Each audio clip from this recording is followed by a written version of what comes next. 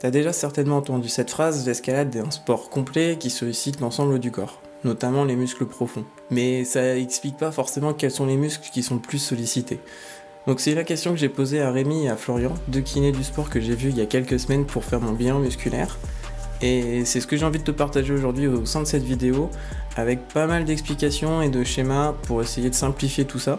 Donc j'espère que ça te sera utile, n'hésite pas à me dire en commentaire. Je vais faire quelques mouvements sur le mur, comme ça tu m'expliques en même temps comment vous avez créé KSP et à quoi ça correspond. Ouais, carrément. Bah, je vois que t'es bien équipé. En plus. Il manque pas un peu de magnésie? Ce qu'on a fait, c'est qu'on a regardé un peu ce qui se faisait au niveau des études scientifiques dans le domaine de l'escalade. Ouais. L'escalade, c'est pas un sport qui a été très étudié, donc on n'en a pas pléthore, mais on en a sorti quelques-unes. Et attention, te blesse pas. Hein. Ça fait crack. Sur l'épaule, ouais, ça fait crack. Mais c'est pas l'épaule, ça va, c'est le mur. Et donc après, c'est pas l'épaule qui a craqué. On a questionné ensuite des pratiquants. On a regardé des vidéos d'escalade et on s'est demandé dans le bilan qu'est-ce qu'on allait devoir analyser pour être le plus exhaustif possible au niveau des bilans musculaires pour les gens qui font de l'escalade. Et donc de ça, on a sorti un bilan qui fait 10 à 11 tests. Ouais. Les 11 tests vont cibler des muscles qui sont très sollicités au niveau de l'escalade. Ah, et d'ailleurs, justement, là, si je fais ce mouvement-là, par exemple, ouais. Là, c'est quoi qui travaille? Alors, quand tu fais ça, par exemple, tu as les muscles fléchisseurs des doigts qui viennent travailler. Tu as les muscles. Ici. Ouais, ils sont vraiment ici, les fléchisseurs des doigts. Après. Ouais, si par exemple je fais ça et ça, c'est pas exactement la même chose. Alors ça va être sur tes prises arquées, semi-arquées, par exemple, où là tu vas avoir plus de tension sur tes poulies et tes fléchisseurs des doigts, mais tu as des petits muscles qui sont au niveau quasiment au niveau de tes phalanges, qui s'appellent les lombricaux. Alors les lombricaux, ils vont beaucoup travailler quand tu vas avoir des saisies avec doigts fléchis, vs doigts tendus, comme sur la prise verte que tu vois là. Là où tu peux mettre un monodoigt ou un bidoigt, la verte, là que tu vois là. Oui. Okay. Ouais. Bah là, quand tu vas avoir cette position d'extension d'extension de deux doigts et de flexion d'autres doigts, tu peux avoir des problématiques au niveau des lombricaux. Ça c'est Spider-Man. Ça, il en a pas besoin. C'est le meilleur. C'est marrant parce que les lombricaux, tu vois, je les prenais pas du tout en compte. Le côté que deux doigts, enfin bidoigt, monodoigt, etc. On en parle moins souvent parce que ça reste quand même sur des niveaux qui sont beaucoup plus élevés. Ouais. Et donc forcément, on n'y pense pas trop à ces muscles-là à l'intérieur. Les petits muscles de la paume de la main, c'est les lombricaux. D'accord. Ouais. Très intéressant. Donc après, tu as les muscles fléchisseurs des poignets. Ok, donc quand je fais ça par exemple. Quand tu fais ça, que tu viens de tracter, tu vas avoir les muscles fléchisseurs du coude aussi. Donc, par exemple, parce que là je suis en train de faire ça. Quand tu vas passer exactement, donc de l'extension ici, là tu vois, quand tu passes de l'extension à la flexion, hop, là tu vas avoir tes fléchisseurs du coude, donc essentiellement le biceps. Ouais. Ok. Biceps, ok. Ouais, biceps surtout. Et après, donc tu vas avoir les muscles d'épaule pour te tracter. Voilà. Ok. Donc quand tu vas aller chercher très haut là-bas et que tu viens tracter, un peu comme sur une traction, c'est ce que tu fais. Et donc là, tu auras des muscles d'épaule qui vont bosser.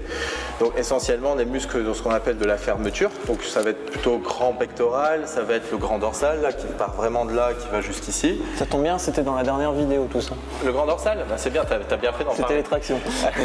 Et donc grand dorsal, et après tu vas avoir des muscles qui viennent te stabiliser, comme les muscles de la coiffe des rotateurs, qui sont un peu ici derrière. Ok, je redescends. Au niveau de l'épaule, tu peux redescendre. Et donc, ce qu'on a fait aussi, c'est qu'on a inclus, bien sûr, les muscles quadriceps, les muscles ischio-jambiers. Alors, quadriceps, c'est là. Ouais, quadriceps, ischio-jambier, c'est là. Ischio-jambier, c'est ceux qu'on oublie tout le temps. Les grands oubliés de l'escalade. C'est aussi important de s'échauffer, pas que le membre supérieur, mais le membre inférieur, surtout dans les blocs où il y a des talons. Parce qu'on va tirer très fort sur un temps très court sur ces ischio-jambiers quand on met des talons. Et du coup, c'est là que ça peut se déchirer, quoi. C'est quand on fait un effort très intense et qui sont froids.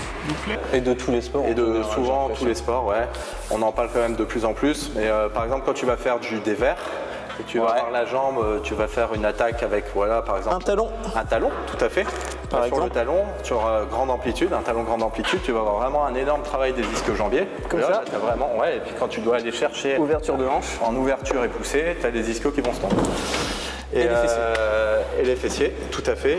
Et on va te proposer aussi un petit bilan sur des sauts. Parce que quand tu sautes et que tu atterris, je ferai pas de jetée ici, promis. Tu peux faire une jetée ici à pas grand risque.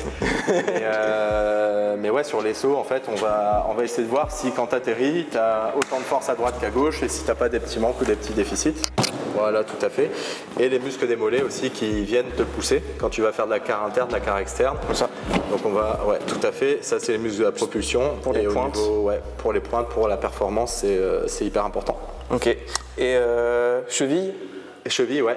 Cheville aussi pour le mollet du coup? Cheville, ouais. Ok. Alors la problématique des personnes qui font de l'escalade, c'est que les personnes qui vont faire plutôt du bloc, donc le bloc ça va être plutôt des mouvements courts, très explosifs, très intenses. Anaérobie à fond. Tout à fait, anaérobie, tu pourrais me remplacer. Plusieurs coachs sportifs quand même. Et de ce fait, le mouvement anaérobie, ça va être vraiment, on va chercher à analyser plutôt la puissance et tout ce qui va être geste rapide, avec de la grosse intensité, alors que quand tu vas faire de la voie, c'est beaucoup plus haut, beaucoup plus long, c'est un sport qui va être plus fibre lente, sport d'endurance, position tenue un peu plus longtemps que sur le bloc où tu vas être très rapide, très explosif. C'est pour ça qu'on voit souvent, on voit les mecs qui font, qui se délayent, qui se relâchent les bras. Et moi je compare toujours le bloc au sprint et la voie aux coureurs de demi-fond. Ok. On comparait plutôt la vitesse au sprint, aux 100 mètres, le bloc aux 400 mètres et la voie aux 1500, tu vois. Je sais pas si ça existe, mais parce que tu as quand même des moments où tu as de l'explosivité, mais c'est quand même plus long parce que des fois des blocs tu vas y rester pendant 45 secondes certains blocs. Mais du coup c'est intéressant parce que du coup j'avais justement ce genre de questions dans la commu ou sur YouTube en mode c'est quoi vraiment la différence, comment je me renforce pour l'escalade, et en fait à chaque fois ça dépend, tu fais de la voie ou du bloc, parce que ça n'a rien à voir en fait. Voilà. Il n'y a pas de bonne ou de mauvaise réponse.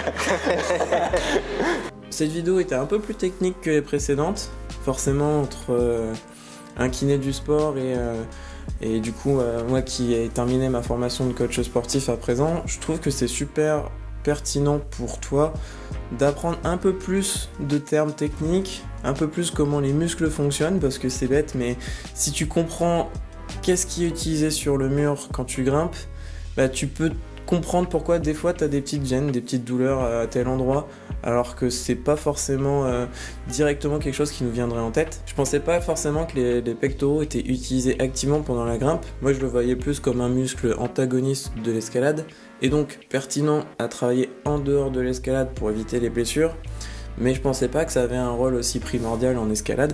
Donc là, comme il explique, muscle de la fermeture, pour de la rotation interne pour t'aider à grimper, c'est vraiment les pectoraux qui t'aident en partie à monter avec le grand dorsal. Tu me diras peut-être pourquoi il n'y a pas les abdos ou le gainage. Alors pour deux raisons. D'abord, le gainage qu'on utilise en escalade, c'est via des muscles profonds. C'est un muscle qu'on appelle le transverse. Je te montre le petit schéma sur le côté. En fait, ce muscle-là, c'est difficilement testable via un test comme les autres pour les ischios ou les biceps, etc. par exemple, parce que c'est un muscle profond. En fait, les muscles qu'on voit au niveau des abdos, là, le fameux six-pack, désolé de te le dire, mais clairement, c'est pas très utile en escalade, à part pour l'esthétique. Parce qu'en escalade, on fait rarement des crunchs, c'est le moment où tu vas vers l'intérieur, là. Les crunchs, c'est ça qui te permet en grande partie d'avoir le six-pack. Et en escalade, nous ce qu'on utilise c'est du gainage profond, c'est qu'en gros tu vas avoir un peu plus les obliques, mais surtout le muscle transverse qui permet de gainer l'ensemble de ton corps. Donc clairement, ça c'est difficilement testable et reproductible dans un bilan musculaire. J'espère que ça t'a plu, n'hésite pas à me le mettre en commentaire. C'est grâce à toi que je peux proposer ce genre de contenu, parce que clairement aller voir des kinés du sport et passer une après-midi complète avec eux pour faire du contenu comme ça, c'est vraiment possible que parce que la chaîne commence à avoir une certaine crédibilité. Donc clairement, merci encore Rémi et Florian pour le temps que vous avez passé pour ça. D'ailleurs, on va bientôt les revoir dans une prochaine vidéo un peu plus dédiée à quels sont les exos qui permettent de limiter les blessures que j'ai pu avoir, limiter les déséquilibres que j'ai pu avoir. Donc ce sera dans plusieurs semaines. Dans les prochaines vidéos, tu auras l'occasion de voir autre chose que du bloc aussi. Je pense que ça va te plaire. Une petite ouverture sur de la falaise. Franchement, j'ai fait ça le week-end précédent avec Fred Vionnet, un entraîneur d'escalade dont je t'ai déjà parlé dans le Discord et dans la chaîne. Donc voilà. Donc si ça t'a plu, n'hésite pas à me le dire. Like, abonne-toi, partage. C'est comme ça que la chaîne peut continuer à proposer du contenu, je pense, assez qualitatif et différenciant. Donc voilà. Merci beaucoup à toi. Bonne grimpe et puis à plus.